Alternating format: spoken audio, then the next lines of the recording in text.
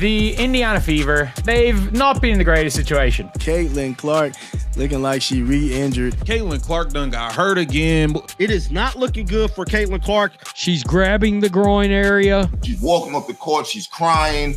She was in tears walking off the court. The look on Caitlin Clark's face said it all. Caitlin Clark tearing and crying. And she ended up putting her head on the stanchion, fam. She's in a lot of pain. She did not look happy about it. She's got hurt again. This is her fourth upper leg injury on her other leg. It's difficult to see Clark holding back tears. And we want to see Caitlin Clark ball. Caitlin Clark just left the court in pain, holding her groin.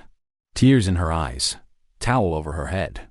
Explodes, makes the backdoor pass, and immediately grabs the inside of that right leg. She didn't just get hurt. She got broken. Painful to watch her play tonight. We see Caitlin Clark grab her groin after making this play to Kelsey Mitchell, the backdoor play that we've grown accustomed to seeing.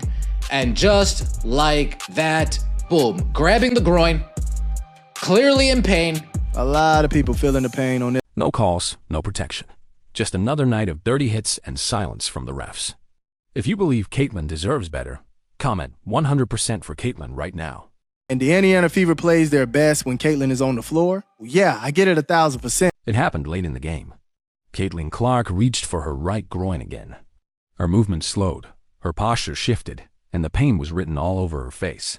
Moments later, she was on the bench, head buried under a towel, crying quietly. As the crowd tried to process what just happened. This wasn't some freak accident. This was the fourth lower body injury Caitlin has suffered this season. She's been playing injured the entire season, both quads and now both groins. Has injured her right and her left groin. She has injured both groins now, and she has injured her right and her left quad. She's been through a lot this year. Some of the pain is, moved around, obviously the quad. And it didn't come out of nowhere. Her body has been pushed to the limit. Analysts have pointed to one core issue, her sudden weight gain and strength training coming into the league. She bulked up quickly to handle the WNBA's physical play. But in doing so, her mechanics changed. Experts say that rush transformation caused stress on areas she never had trouble with in college. Now her right groin is strained again. After hurting her other groin. It's that groin is killing her. It's killing her. And here's what makes it worse. She's barely had time to heal. No real all-star break. Clark can't get right. And there's no time for her to get right? Constant back-to-backs, short rests between games, and a coach who's been subbing her. In and out in short bursts, making it harder for her to get into rhythm or protect her body from flare-ups. Despite all that, Caitlin still showed up when it mattered most. She had a plus 21 on the floor. She turned the game around with a gutsy fourth quarter, scoring, assisting, and spacing the floor. Even though she was clearly in pain, she kept fighting for her team, her city, and her fans. But once the final buzzer sounded, reality hit. Another injury, another setback, and possibly missing the All-Star game in her own home city, where the spotlight was supposed to be on her.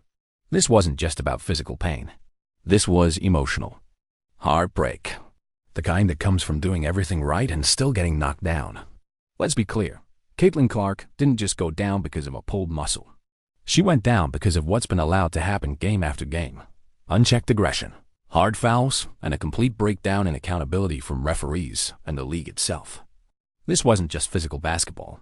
This was a pattern of dangerous play. This was by far the worst ref game I've seen in a mighty long time.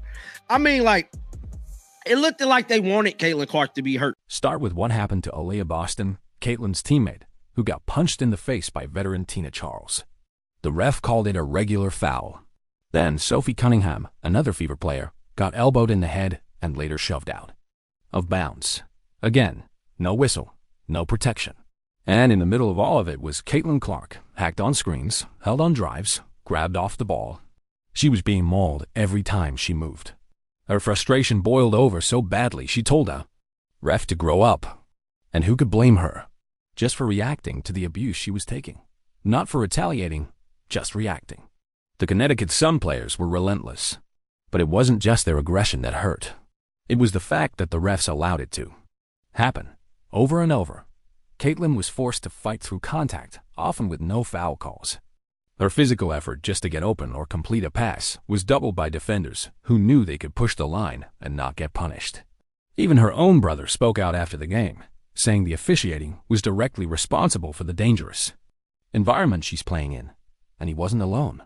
Countless fans, analysts, and even former players have echoed the same concern. Let's be honest, Caitlin Clark is targeted. They were hacking Clark so much, she almost caught a tech. They were hacking Clark so much, Stephanie White almost caught a tech. Like, this is ridiculous. It is Clark. That is Not because she's dirty, not because she trash talks, but because she's a superstar in a league that hasn't figured out how to handle superstardom. She's not being guarded. She's being hunted.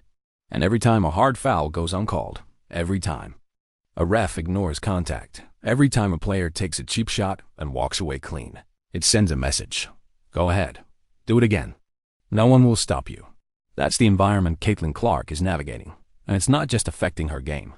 It's affecting her health, her future, and maybe even her willingness to stay in this league. Because the worst part isn't that the fouls keep happening. It's that no one with power seems to care. Caitlin Clark is not just another rookie. She's not just another name on a jersey. She is the lifeline of the WNBA right now. She's the reason millions of fans have tuned into games this season. She's the reason arenas are selling out. She's the reason broadcasters are expanding coverage. Merchandise is flying off shelves, and headlines are finally being written about women's basketball. And yet, she's being treated like she doesn't matter. This isn't just about bad referees or physical play anymore. This is about a system, from the league office down to the court, that has completely failed her.